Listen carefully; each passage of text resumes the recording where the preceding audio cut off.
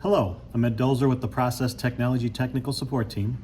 I'm here to show you how to replace the Autonics-brand temperature modules on a Lufran water heater. After you shut down the unit and apply your lockout tagout, now you can start to remove the Autonics devices. The first thing you'll want to do is remove the end cap at the end of the rail. Next, you can use a small screwdriver and pop out the terminals, which have wires attached on the front of the unit that you want removed.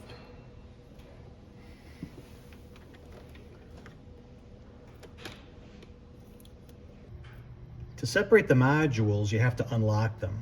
There's a black tab here on the bottom, and there's one more here on the top.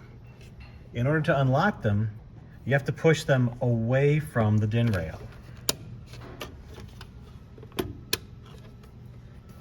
Now you can slide the devices apart.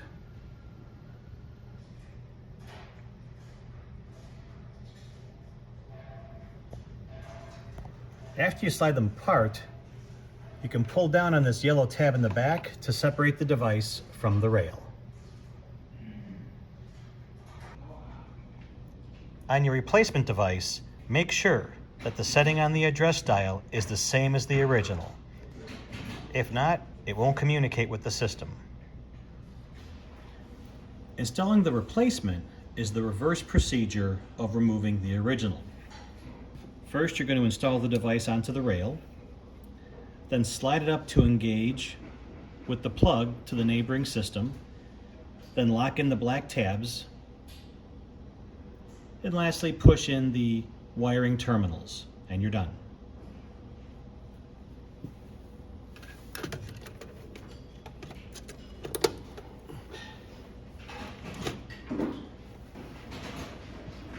And that's how you replace an Autonics module on a Lufran water heater.